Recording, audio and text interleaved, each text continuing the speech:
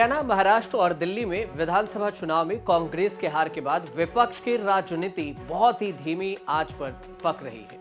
अब भले ही सड़क संसद शांत है, लेकिन अचानक से एक नाम जिसकी चर्चा खूब हो रही है, वो नाम है नवीन पटनायक की। नवीन पटनायक भी इन दिनों ऐसे ऐसे मुद्दे को उठा रहे हैं जिसके बदौलत विपक्ष ने लोकसभा चुनाव 2024 में बीजेपी को टक्कर दे सकी। और भले ही सत्ता में इंडिया गठबंधन नहीं आई, लेकिन बीजेपी संगठित एनडीए के लिए भी सरकार बनाना खुद के दम पर संभव नहीं हो सका। और अब नवीन पटनायक एक तरफ साउथ के लिए स्टालिन से मिलने का प्लान बना रहे हैं, तो वहीं दूसरी तरफ चुनाव आयोग से विपक्ष वाला मुद्दे की जांच की मांग भी कर रहे हैं। वो मुद्दा है वोटर लिस्ट और ईवीएम। और यही दो मुद्दे हैं जिसको लेकर विपक्ष आज भी सवाल उठाता है और बीजेपी को घेरते रहती है। राहुल गांधी की अगुवाई में विपक्ष ने वोटर लिस्ट में गड़बड़ी का मुद्दा संसद में उठाया और अब नवीन पटनायक भी यही कह रहे हैं। अब नवीन पटनायक की जो बीजू जनता दल पार्टी है, 11 मार्च को एक बार फिर चुनाव आयोग से संपर्क किया और ओडिशा विधानसभा चुनाव के दौरान इलेक्ट्रॉनिक वोटिंग मशीनों यानी कि ईवीएम में कथित गड़बड़ी के बारे में पिछले साल दर्ज की गई शिकायत पर आगे की कार्रवाई करने का आग्रह भी किया। बीजेडी ने चुनाव प्रक्रिया की स्वतंत्र ऑडिट और नागरिकों के नेतृत्व वाले निगरानी की सिफारिश भी की। नवीन पटनायक की पार्टी बीजेडी ने यह आरोप लगाया कि एक बूथ पर डाले गए कुल वोटों और उसी ईवीएम से गिने गए कुल वोटों की संख्या में अंतर है। बीजेडी ने जो ज्ञापन पहले चुनाव आयोग को सौंपा था, उसी चुनाव आयोग से एक्शन लेने की बात भी कही है। पार्टी द्वारा पहले सौंपे गए ज्ञापन की ओर से चुनाव आयोग का ध्यान आकर्षित किया गया और बीजेडी ने कहा कि फॉर्म 17C भाग ए और भाग 2 में इसे स्वतंत्र रूप से निष्पक्ष जांच करने की बात है और फॉर्म 17A वोट डालने वाले कुल मतदाताओं की संख्या और परिणामों का विवरण सहित कई सारी जानकारी देता है और इसे स्वतंत्र रूप से कैग ऑडिट करने के लिए मतदान के निगरानी के लिए एक स्वतंत्र टीम बनाई जाए।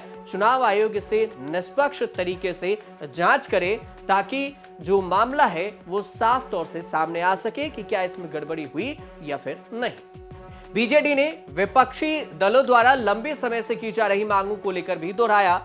जब बूथ पर सभी वीवीपैट पर्चियों की ईवीएम के गिनती के साथ मिलान करने की बात आई, तो फिलहाल चुनाव आयोग और सुप्रीम कोर्ट दोनों ने हर विधानसभा बूथ में किसी भी 5 को अपनी इच्छा से चुने गए मतदान केंद्रों के लिए वीवीपैट पर्चियों की गिनती और इसके लिए ईवीएम मशीन गिने जाने को लेकर जो नंबर तय किए गए थे उसका आदेश दे चुकी है। सुप्रीम कोर्ट पहले ही इस पर फैसला दे चुकी है। अब दिसंबर 2023 में बीजेडी ने एक प्रतिनिधि मंडल के साथ निकाय चुनाव को एक ज्ञापन सौंपा, जिसमें पिछले साल लोकसभा और विधानसभा दोनों जो चुनाव हुए थे ओडिशा में, उसमें डाले गए वोटों में गड़बड़ी की बात कही गई और एक साथ चुनाव कराए जाने के बावजूद ओडिशा के कई निर्वाचन क्षेत्र में मतों में अंतर दिखाया गया।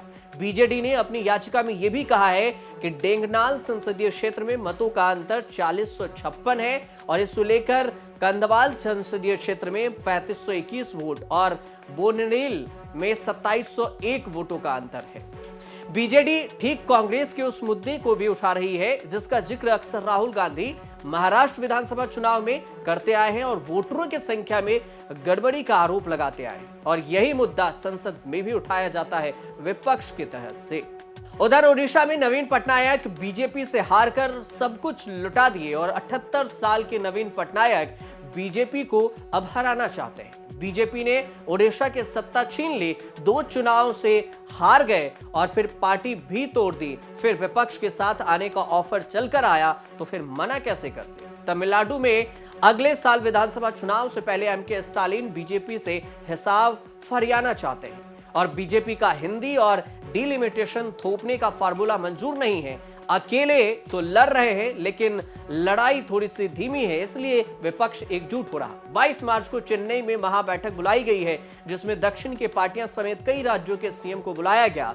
स्टालिन ने चिट्ठी में यह भी समय दिया है कि नेतृत्व और सहयोग मांगा नवीन पटनायक से। मतभेद के बावजूद सभी को एक साथ खड़े होने की बात हुई है। 22 मार्च के लिए जो बैठक है उसमें कांग्रेस, आप, वाईएसआरसीपी, सीपीएम, टीडीपी, अकाली नेता भी बुलाए गए हैं। केरल से पी विजयन, आंध्र से चंद्रबाबू नायडू, तेलंगाना से रेवंत रेड्डी, कर्नाटक से सिद्धारमैया, पंजाब से भगवंत मान, बंगाल से ममता बनर्जी को बुलाया गया है। बीजेपी शासित ओडिशा सीएम मोहन चंद्र मांझी और एनडीए शामिल चंद्रबाबू नायडू को भी बुलाया गया है। डिलिमिटेशन वाले बीजेपी के फार्मूले से चंद्रबाबू नायडू अभी भड़के तो नहीं है, लेकिन उनके नेता आए दिन कुछ न कुछ बोलकर माहौल बनाए हुए हैं कि बीजेपी का कहा सब मंजूर नहीं करेंगे।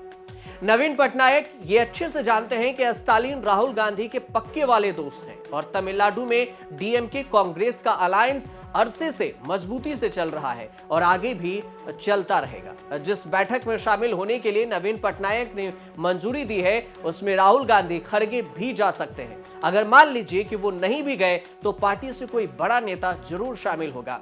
और नवीन पटनायक और जगन मोहन रेड्डी दो ऐसे विपक्ष के नेता हैं जो बीजेपी के मित्र रहे जरूर, लेकिन एनडीए में शामिल नहीं हुए। और अब समय ऐसा आ गया है कि दोनों के राजनीतिक बेहद ही खतरनाक मोड़ पर है।